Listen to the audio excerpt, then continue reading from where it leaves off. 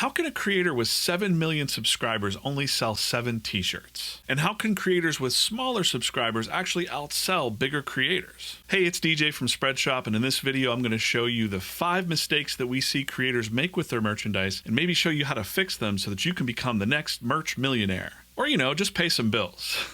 Come to think of it, I just thought of a 6th mistake just now, so stay tuned for that. I think it might actually be one of the biggest mistakes that creators make. Stay tuned. The following mistakes and tips go for creators of all sizes, big and small, or even if you're just starting out. How do we know this for sure? Well, Spreadshop's been in this merch game for about 20 years now, and I've been here for about 10 years of that. So we have a lot of data to back up what we're saying. We kind of know what works for some people and not others. But these are the top 5 mistakes that we see creators make with their merch. Number 1, they think merch is just a nice to have. Actually, as many creator economy experts will tell you, merchandise and custom merchandise for your brand is probably one of the main pillars for monetization a creator can have. Think about this, brand deals, ad revenue, a lot of that can change overnight or just vanish completely. But creator merch is one of the stable pillars of a successful creative career. The sooner you start treating it as such, the better.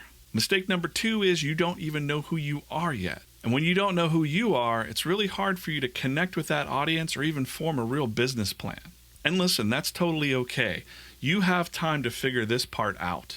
It's not a race. This is kind of similar to YouTube channels that kind of shift from product reviews to comedy skits to vlogging. Nobody kind of knows what to do with your brand.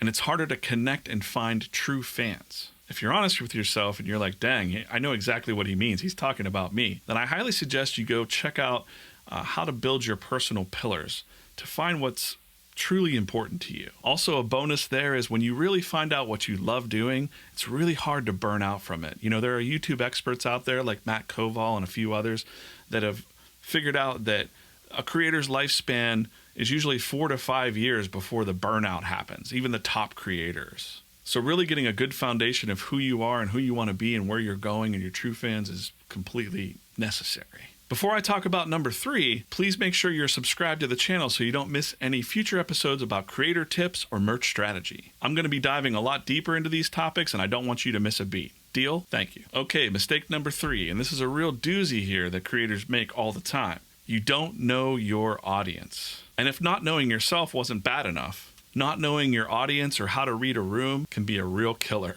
Here's a quick example of what I mean. I'm going to change the names and the genre here because I don't want to embarrass anybody. This is all about learning the mistakes and how to fix them. So my example here is a travel vlogger who has 2.6 million subscribers and recently launched her merch. The mistake that she made was she made it all about her.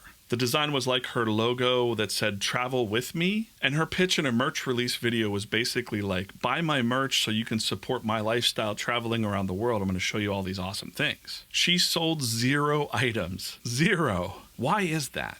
Is it because her audience was fake? Is it because it's fake subscribers? No. She thought that people were watching her channel to kind of root for her in the places that she wanted to go. When in reality, people were watching her channel because they were vicariously living through her because they didn't have the ability to travel. They wish they did, whether they're stuck in day jobs or they just can't afford to go to places like that. So they watch a channel like hers as their little escape. So saying, hey, come support this dream life that I'm having probably turned off her audience quite a bit. And what I'd suggest to a YouTuber like this is, and what we've seen effectively work, is lean into the audience and their why and build your designs around that. So for travel vlogger lady here, my suggestion would be to make a design that kind of speaks to that person that's dreaming of traveling one day, but they're stuck in their dang day job. Maybe something like out of office, never coming back.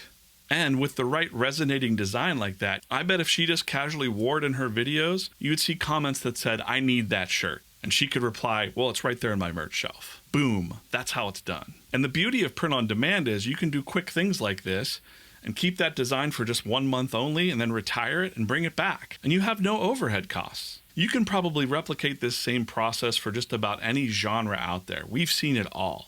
Merch mistake number 4, your designs probably suck. Let's just be honest about it. I would avoid just wanting to put your name or your face on the shirt. I mean, you might sell a few, but unless you're someone like Mr. Beast with a rad logo or something like that, it's just not going to work. Nobody wants your channel name or header logo on a shirt. My advice here, how to fix that, hire a real designer or illustrator even in your area. Ask around at your local colleges. Maybe you can cut them in on the deal. Maybe they make $1 a shirt or something like that. There's tons of graphic designers out there building portfolios, and I'm sure that they would love to have a really nice YouTube collaboration. And this is the stage where many brands give up on their merch.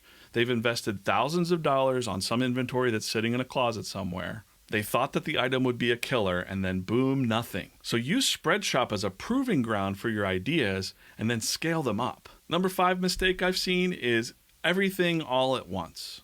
Last year we saw our friend Captain Sauce make this mistake where he just released a bunch of really cool, awesome designs all at once. And he made a ton of sales, shot off like a rocket ship, and then it kind of fell flatline because he shot all of those designs out there and it just became too many choices. So people just bought what they wanted and then he just wouldn't come back for something else. Now, we love Captain Sauce. And by the way, if you want to see a very meticulous review, honest review of Spreadshop, look no further than his video. I'll put a link in the description. He actually spent thousands of dollars buying his own merch from all of our competitors, and he ended up choosing Spreadshop for a variety of reasons. You'll have to watch that video. We really appreciate his honesty and his feedback, and we love working with creators like that to make our product even better. I mean, this dude was whipping out his ruler and measuring the placement of the design from the collar down. He really cares about his merch. So to have a partner like that is incredible. So thank you, Captain Sauce.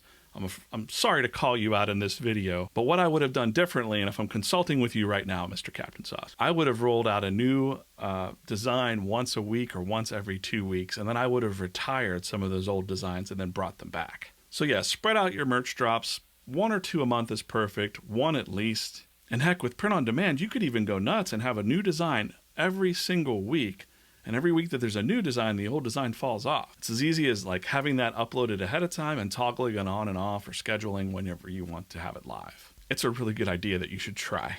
Don't wait for the right time to publish that design. I say just do it, iterate. You can make the changes just like you would with your thumbnails or your title of your videos. And number 6, this is probably actually the biggest mistake I see creators make, is that selling doesn't mean that you're selling out. Believe me, if you're connecting with your true fans, they love to support you. They'll be eager for new designs and new ways to connect with you on a different level, and merch is perfect for that. And using print on demand just makes sense because there's no overhead. It's just a little bit of your time, and you can test this out and get this kickstarted right away. I want to encourage you today to kind of start figuring out your own merch strategy. It's going to be different for everyone. You can sign up for a free Spreadshop below, and you can check out this next video to see how you can launch a Spreadshop in just a couple minutes. No kidding, it's that easy. Like and subscribe, and we'll see you back here real soon.